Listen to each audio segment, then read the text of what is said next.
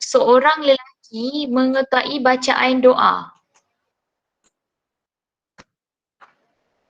Persilakan.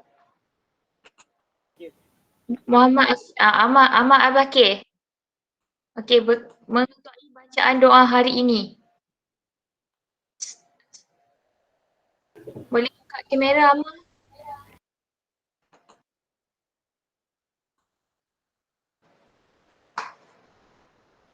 Kamera dia rosak je ke? Alasan. Okey, boleh tak apa. Baca je doa, tak ada kamera pun. Persilakan. A'udzubillahiminasyaitonirrajim. Bismillahirrahmanirrahim. Allahumma aftah alaina hikmataka wansyur alaina min khazaini rahmatika ya arhamar rahimin. Rabbi shrah lana sudurana wa yassir umurana wahlul 'uqdatam min lisani yafqahu aqwalana. Rabbi yassir wa la tu'assir ya karim. Walhamdulillahi rabbil alamin. Okey, baiklah. Assalamualaikum warahmatullahi wabarakatuh dan salam sejahtera. Baiklah, untuk link yang pertama ni dah selesai 100 orang.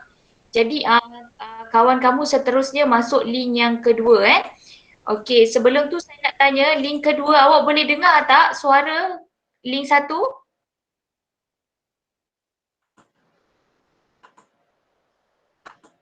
Link kedua awak boleh dengar tak suara link satu? Boleh nampak tak suara kawan kamu? Okey, Aina Syafiqah, sila bentangkan. Okey. Assalamualaikum warahmatullahi wabarakatuh. Saya nak tanya, sekejap, link 2 boleh dengar tak suara kat link 1? Rafi, Anis Umairah boleh dengar tak?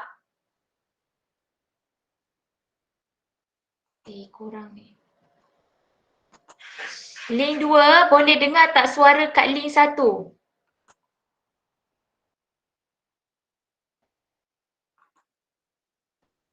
Cuba Aina cakap, Aina.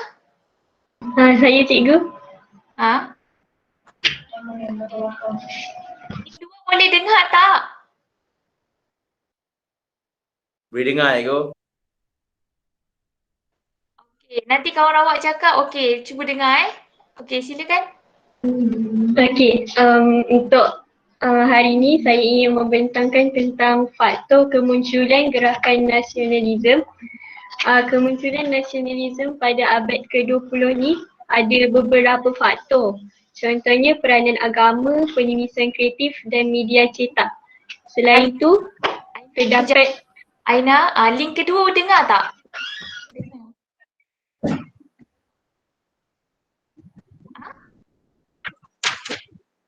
Dia orang tak boleh dengar Alah, macam mana ni? Nanti awak tengok rakaman ni. Tak apa, saya akan terangkan juga. Sekejap, saya ada cara tapi bergema lah pula. Sekejap Sekejap.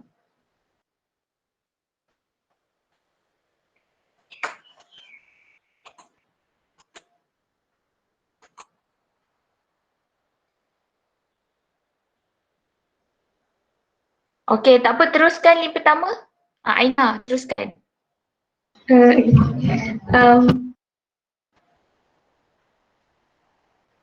Selain itu, terdapat perkembangan sistem pendidikan yang berjaya melahirkan golongan intelektual dan pengaruh luar, serta serantau juga menyemarakkan nasionalisme menentang penjajah. Untuk peranan agama, saya serahkan kepada Amirah Hanazi. Okey, baiklah. Faktor, sekejap cikgu. Okey, boleh silakan. Okey, faktor yang pertama ialah peranan agama. Pelajar yang belajar di Mesir terdedah dengan gerakan Islah yang dipimpin oleh Syed Jamal al-Din al-Afghani, Syekh Muhammad Abduh dan Rashid Ridha. Gerakan Islah, tujuan dia adalah untuk menyeluruh umat Islam kembali kepada ajaran Islam yang sebenar dengan berpandukan Al-Quran dan Al-Sunnah. Kemudian tujuan kemunculan gerakan ini juga adalah untuk menentang imperialisme Barat di negara Islam. Seterusnya Aina Syafiqah sambung. Baiklah, seterusnya untuk penulisan kreatif, ada beberapa hasil kesusasteraan, contohnya novel, cerpen dan puisi daripada tokoh nasionalis. Hasil-hasil itu dia jadikan sebagai wadah untuk mengungkap keperitan hidup bangsa yang dijajah serta penderitaan rakyat. Jadinya dalam hasil itu dia huraikan pasal apa yang jadi, apa yang masyarakat waktu tu hadap. Hal ini dah bagi impak kepada rakyat untuk menaikkan semangat diorang bagi memahami realiti hidup yang dijajah. Contohnya novel Melo Kuala Lumpur oleh Harun Aminur Rashid dan cerpen cerita Awang Kutat oleh Abdul Rahim Kajai. Karya Pak Soko ni antara karya dia menyindir penjajah dan mengingatkan anak bangsa akan kepentingan menikmati kebebasan, dan itu dapat menaikkan lagi semangat rakyat untuk terus memahami realiti hidup.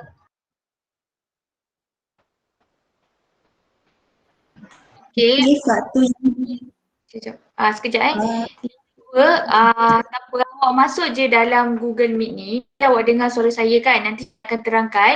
Cuma kalau lepas ni saya akan fikir cara lain kalau nak buat present, sebab saya dah record dah apa yang kawan kamu bentangkan. Nanti boleh pergi kat YouTube channel saya dan tengok. Tapi buat masa sekarang ni awak masuk je dalam link kedua dan saya akan berikan penerangan. Okey, seterusnya. Okay, faktor yang ketiga ialah media cetak. Pada zaman dahulu, media cetak yang paling banyak digunakan ialah dalam bentuk akhbar dan majalah. Akhbar dan majalah ini merupakan sumber utama pada zaman dahulu untuk menyalurkan maklumat atau menyebarkan berita. Contoh-contoh akhbar awal yang telah diterbitkan pada zaman dahulu ialah Jawi Peranakan yang mengisahkan tentang dia menegur campur tangan British dalam agama Islam di Singapura dan mengisahkan tentang isu bahasa Melayu. Kemudian yang kedua, Sekolah Melayu. Akhbar Sekolah Melayu digunakan sebagai bahan pembacaan di Sekolah Melayu. Yang ketiga ialah Al-Imam, Neraca dan Pengasuh. Tujuan penerbitan ketiga-tiga majalah ini adalah untuk memuatkan idea pembaharuan. Dan yang terakhir sekali, Fajar Sarawak. Fajar Sarawak ini diterajui oleh Angkatan Intelektual Melayu dan tujuan dia diterbitkan adalah sebagai wadah bagi mengkritik dasar pemerintahan Brok yang mengabaikan hak dan kepentingan Bumi Putra Sarawak. Itu sahaja daripada kami berdua. Awak tiga je? Ya, cikgu. Terusnya? Okey, untuk link kedua, okey, kamu boleh merujuk buku teks muka surat 34. Okey, kalau kamu tengok faktor kemunculan gerakan nasionalisme ni banyak. Faktor kemunculan gerakan nasionalisme ni adalah disebabkan adanya agama, penulisan kreatif dan media cetak. Kemunculan nasionalisme ini adalah salah satu pencetus ataupun perintis ke arah gerakan nasionalisme. Kebiasaannya gerakan nasionalisme ini dibuat disebabkan untuk membangkitkan semangat, menentang penjajah, menyuarakan hak kebebasan manusia, menyuarakan pandangan dan sebagainya. So kawan kamu tadi telah bentang berkaitan dengan peranan agama, penulisan kreatif dan media cetak. Kalau kamu tengok peranan agama itu kebanyakannya peranan agama daripada Timur Tengah seperti Syed Jamal Al-Din Al-Afghani, Sheikh Muhammad Abduh dan Rashid Rida. Manakala penulisan kreatif ini antaranya novel dan cerpen seperti novel Melur, cerpen cerita Awang Putat, yang mana dia mengingatkan anak bangsa tentang menikmati kebebasan. Maksudnya kat sini kebanyakan masyarakat pada zaman dahulu dia nak bebas daripada penjajah. Jadi apa yang mereka buat, mereka menggunakan platform penulisan, media cetak dan agama untuk menyebarkan dakwah.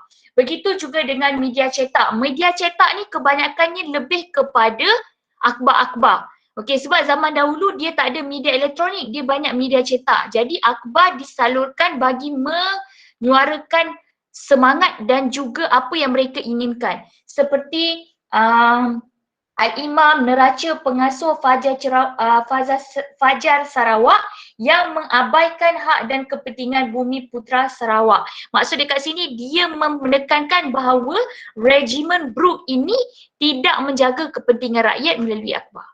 Okey? Okey, boleh jelas link kedua? Okey, seterusnya disambung dengan sistem pendidikan, kemunculan gelengan intelektual dan pengaruh luar dan serantau. Silakan.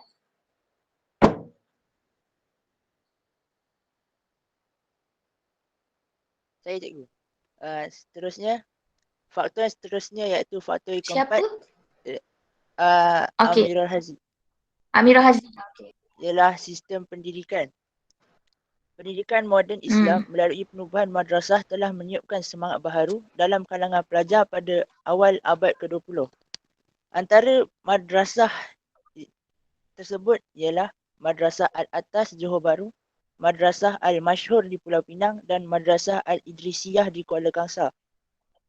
Institusi ini menerima idea nasionalisme melalui kunjungan para ulama kaum muda dari Sumatera Barat dan pulangnya pelajar dari Mesir yang menyebarkan idea kemajuan dan pemodenan kepada masyarakat. Raffles Institution di Singapura, Maktab Melayu Kuala Kangsar atau Malay College Kuala Kangsar MCKK dan Maktab Perguruan Sultan Idris atau Sultan Idris Training College SITC telah melahirkan golongan yang memimpin rakyat menuntut hak untuk mendapatkan pendidikan. Melalui sistem pendidikan, pelajar-pelajar ini didedahkan dengan idea tokoh falsafah Islam dan Barat yang memperlihatkan kelemahan bangsa yang dijajah serta mendesak British melakukan perbaharuan. Contohnya, SITC menjadi medan ilmu untuk berbincang dan menghasilkan karya nasionalisme bagi menyedarkan masyarakat. Okay. Seterusnya, kemunculan golongan intelektual.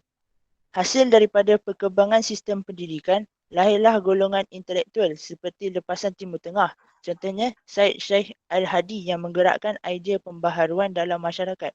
Begitu juga intelektual lepasan pendidikan Inggeris dan Melayu seperti Abdul Kadir Adabi, Datuk Undang Rembau Abdullah Haji Dahan, Muhammad Yunus Abdullah, Ustaz Abu Bakar Muhammad Said, iaitu Abu Bakar Al-Bakir dan Ibrahim Haji Yaakob.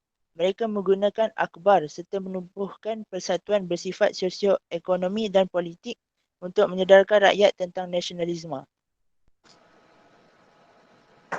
Seterusnya, saya jemput Nazlan Irfan. Okay, bismillahirrahmanirrahim. Okay, faktor kemunculan gerakan nasionalisme yang kelima ialah yang keenam ialah pengaruh luar dan serantau. Kebangkitan pan-Islamisme di Empire Uthmaniyah menyedarkan umat Islam untuk bersatu menentang ancaman luar. Pengaruh gerakan Islah di Mesir pula menggesa umat Islam melakukan pembaharuan yang progresif. Kemunculan Jepun sebagai kuasa besar dunia yang berjaya menewaskan Rusia membuka mata penduduk tempatan untuk memperjuangkan nasib mereka. Sementara itu, gerakan revolusi Cina pimpinan Dr. Sun Yat-sen turut menimbulkan kesedaran nasionalisme. Gerakan ini berjaya menewaskan kerajaan Manchuria dan menubuhkan sebuah negara Republik Cina. Kejayaan ini membangkitkan kesedaran rakyat di negara kita untuk menentang penjajah. Begitu juga idea perjuangan Mahatma Gandhi di India yang menentang British tanpa kekerasan menjadi inspirasi pergerakan nasionalisme. Perjuangan Jos Rizal di Filipina dan Soekarno di Indonesia menyemarakkan usaha menentang penjajah di negara kita. Sekian dari saya.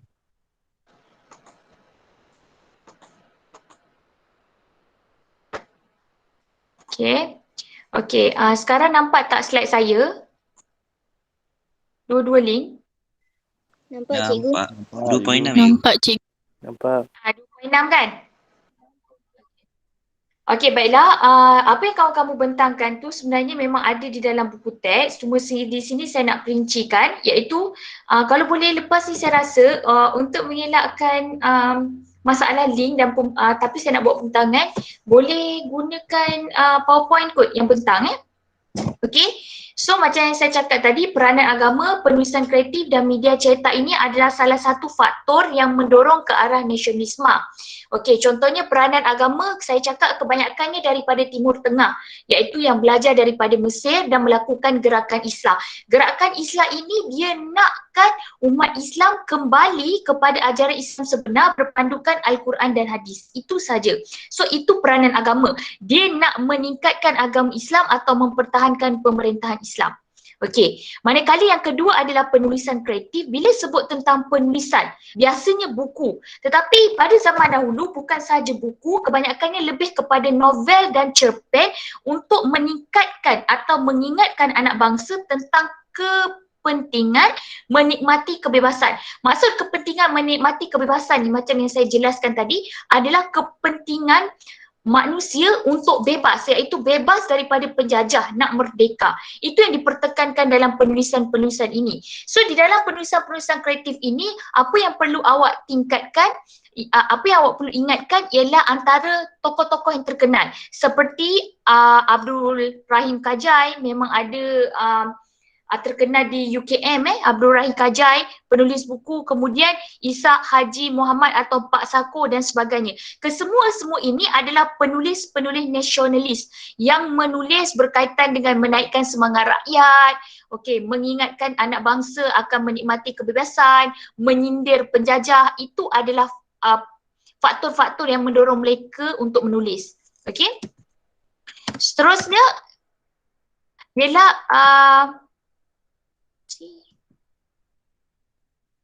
media cetak. Media cetak macam yang saya cakap, zaman dahulu dia tak ada media elektronik, dia banyak media cetak. So akhbar ini adalah tempat menyebarkan maklumat dan berita.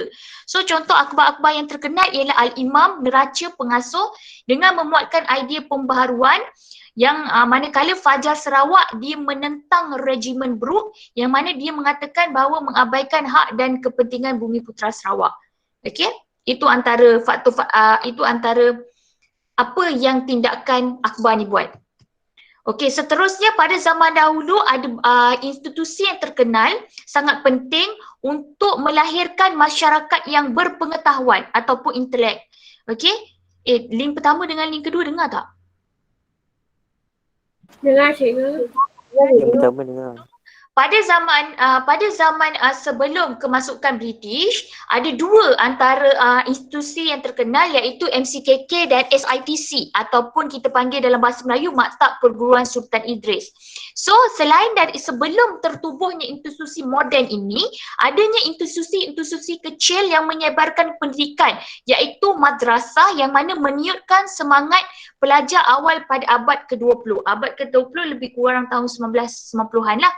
So yang mana mereka menerima ideologi nasionalis daripada kaum muda iaitu daripada barat dan pelajar dari Mesir. Iaitu kaum muda ini adalah golongan yang belajar di seberang. Okey, antara madrasah dia Al-Atas, Al-Masyur dan Al-Idrisiyah. Kemudian MITC dan SITC dan MCKK ni pula, dia melahirkan golongan yang memimpin rakyat menuntut hak untuk mendapatkan pendidikan. So SITC ni sebagai medan ilmu untuk membincang dan hasilkan karya nasionalis.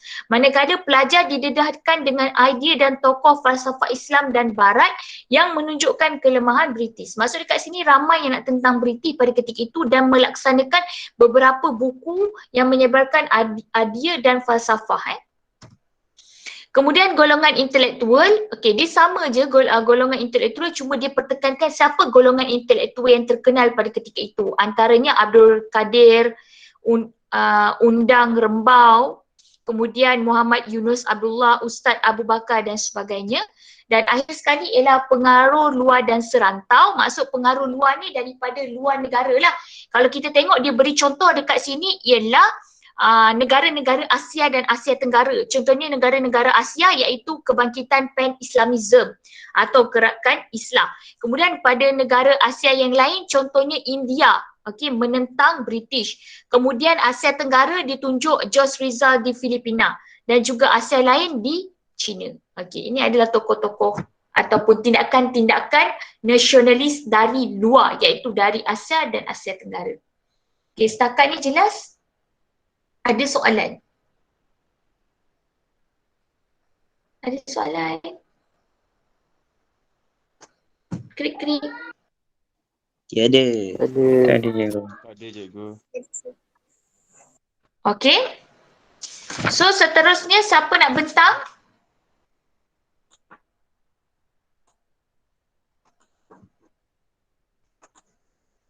Siapa nak bentang?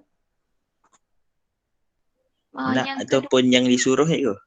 Yang disuruh lah. 2.7 cikgu? Ya. 4R kan? Okay, rasa. Okay, silakan. Okay. Assalamualaikum warahmatullahi wabarakatuh. Point. Tak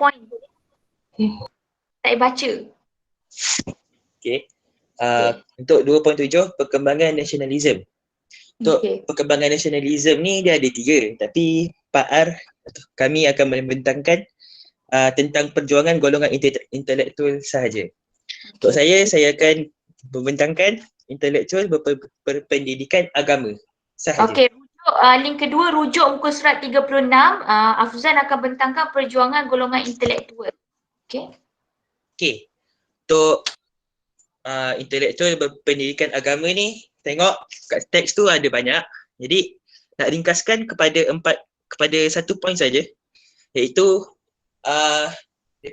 asalnya daripada tokoh ataupun yang dikenali sebagai kaum muda dengan kesan-kesan apabila dia memperjuangkan perkembangan nasionalisme ni. Jadi kita kena ingat kaum muda ataupun tokoh, kesan dengan cara dia je. Okey, jadi mula-mula poin yang pertama tu, kalau tu dia tulis peranan tokoh yang digelar sebagai kaum muda menyalurkan idea melalui gerakan islah dan menjadikan agama sebagai asas kemajuan untuk dunia dan akhirat. Okay, maksudnya peranan kaum muda ni ialah untuk memperkembangkan gerakan islah untuk jadikan agama Islam ni cara hidup di dunia dan di akhirat. Okay, yang kedua, apa benda peranan yang dia buat ialah penubuhan madrasah. Apa kesan penubuhan madrasah? Jadinya akan ada pelajar-pelajar dia akan ada pemikiran yang lebih moden dan lebih maju. Jadi apabila tu masyarakat dia akan lebih sedar tentang penjajah-penjajah yang datang ni, jadi diorang boleh berjuang dengan lebih intelektual lah. Okay, jadinya poin yang keempat ialah macam mana diorang kembangkan. Cara diorang kembangkan ni ialah melalui media cetakan, iaitu melalui akhbar dan majalah yang membangkitkan kesedaran nasionalisme. Antara yang terkenal ialah yang tadi macam kira daripada faktor tadi dah dengar dah nama dia, iaitu Al-Imam, Akhbar Al-Imam, Neraca dan Al-Ikhwan. Okey, untuk ada info tambahan yang kat atas, Akhbar Al-Imam ni dia merujuk kepada macam penerangan bagi faktor yang agama tadi, iaitu untuk kembali kepada ajaran Islam dengan menggunakan Al-Quran dan Al-Hadis. Okey, jadi untuk yang neraca pula, dia terangkan nak tanya ke Soleha? Mata dia. Okey, untuk neraca dia terangkan pasal ketidakpuasan hati dan masyarakat yang macam tak memperjuangkan kebebasan langsung. Jadinya kalau nak tu je lah kot untuk yang pertama ni. Jadinya sebagai rumusan, yang pertama kita kena ingat kaum muda ataupun tokoh. Lepas tu apa yang dia buat, dia memperjuangkan islah, dia bina madrasah. Apabila bina madrasah, pelajar dia mempunyai fikiran yang lebih moden dan maju. Bila fikiran moden lebih maju, maka diorang boleh menentang penjajah dengan lebih intelektual. Jadinya, lepas tu yang kedua ialah cara disebarkan melalui media cetakan. Itu je lah. Sekian. Serahkan kepada Azim. Azim. Hazim?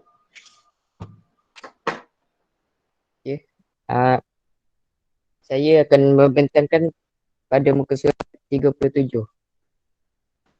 Bismillahirrahmanirrahim. Assalamualaikum warahmatullahi wabarakatuh. Yang pertama, intelektual berpendidikan Inggeris. Maktab Melayu Kuala Kangsar yang dikenali sebagai MCKK telah ditubuhkan pada tahun 1905. Mereka telah melahirkan intelektual berpendidikan Inggeris dan berperanan dalam perkembangan nasionalisme.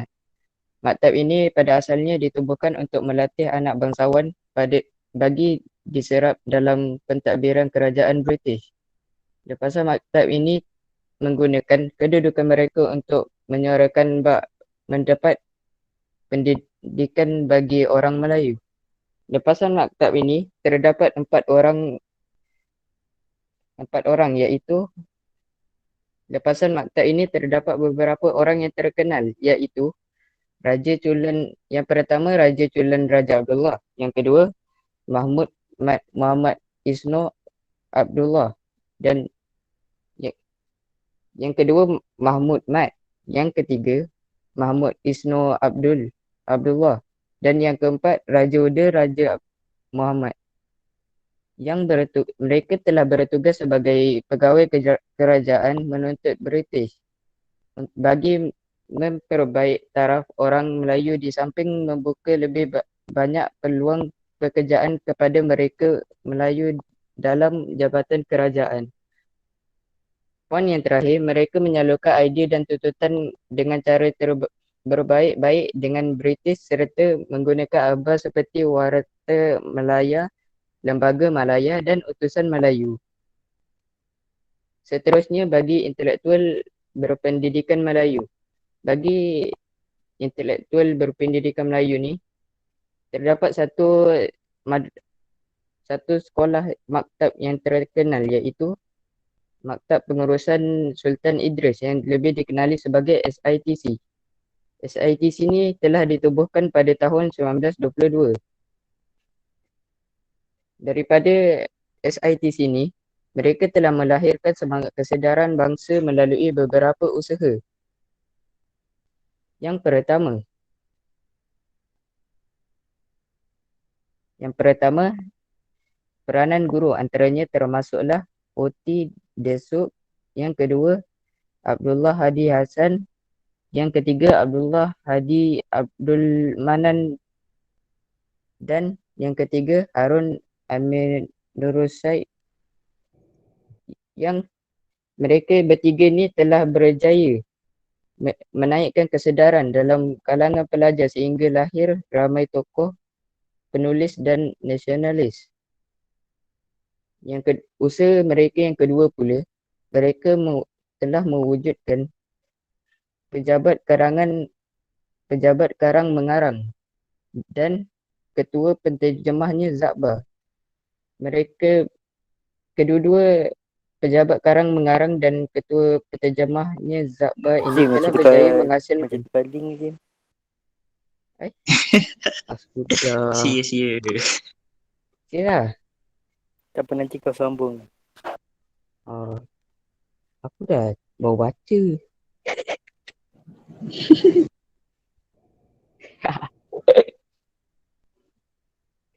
Cikgu tak ada Sabar. Dah lama dah. Kat sini dulu. Kusyuk gila kau baca gila. Pisang gila baca surat, sumpah. Cakap dah bentar.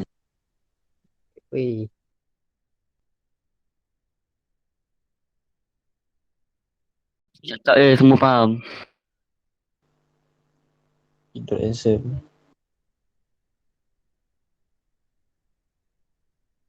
Anak ramai sangat live ni. Acik Masuk link baru Zomel. lah. Masuk link baru. Acik Zomel. Anak masuk link baru. Cikgu kata masalah line. Tahu lah. Oh lah